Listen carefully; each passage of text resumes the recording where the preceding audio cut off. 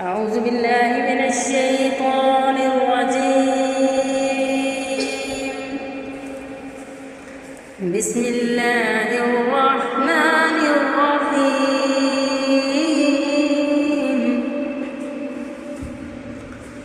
ولنبلونكم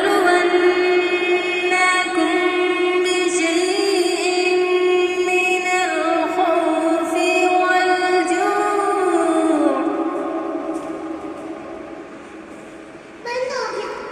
الخوف والجوع ونقص من الأموال والأنفس والثمرات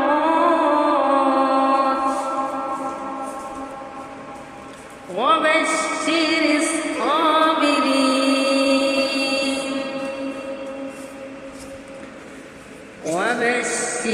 الصابرين الذين إذا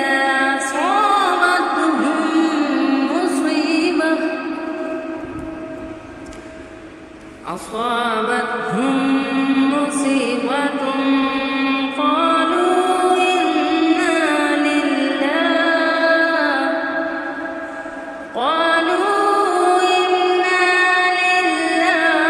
وإنا إليه راجعون.